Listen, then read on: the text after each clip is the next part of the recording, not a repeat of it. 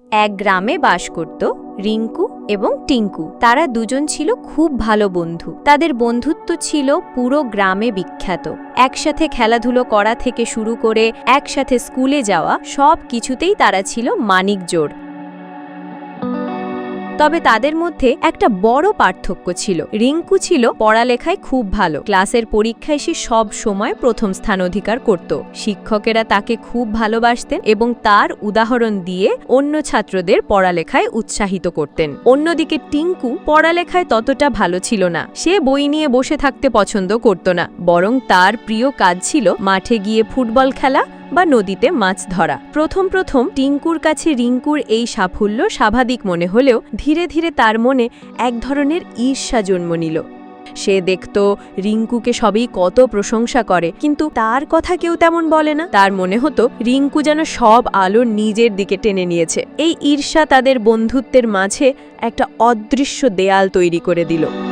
একদিন স্কুলের বার্ষিক পরীক্ষার ফল প্রকাশ হলো। রিঙ্কু যথারীতি প্রথম স্থান পেল। টিঙ্কু এবারও ভালো ফল করতে পারল না। ক্লাসের শেষে রিঙ্কু টিঙ্কুর কাছে গিয়ে বলল, চল আজ বিকেলে একসাথে ফুটবল খেলবো। টিঙ্কু মুখ গোমড়া করে বলল, আমার মন ভালো নেই, আমি যাব না।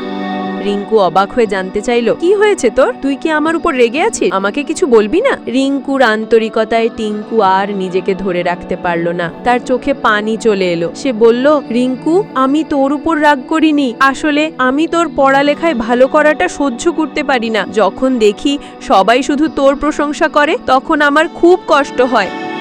টিঙ্কুর কথা শুনে রিঙ্কু কিছুক্ষণ চুপ করে রইল। তারপর সে হাসি মুখে বলল, আরে এই ব্যাপার, তুই এটা নিয়ে এত ভাবছিস কেন? পড়ালেখায় ভালো করাটা কি আমাদের বন্ধুত্বের চেয়ে বড় কিছু? তুই পড়ালেখায় ভালো না, কিন্তু তুই ফুটবল খেলায় দারুণ। আমি তো তোর মতো ভালো খেলতে পারি না, তার মানে কি আমি তোর সাথে বন্ধুত্ব করব না? রিঙ্কুর কথায় টিঙ্কু চমকে উঠল। সে বুঝতে পারল তার নিজের সীমাবদ্ধতা নিয়ে হতাশ হওয়ার চেয়ে অন্যের ভালোকে মেনে নেওয়া এবং নিজের প্রতিভার দিকে মনোযোগ দেওয়া কতটা জরুরি। সে রিঙ্কুকে জড়িয়ে ধরে বলল, আমাকে ক্ষমা করে দে বন্ধু, আমি ভুল করেছিলাম। সেই দিন থেকে তাদের বন্ধুত্ব আবার আগের মতো হয়ে গেল।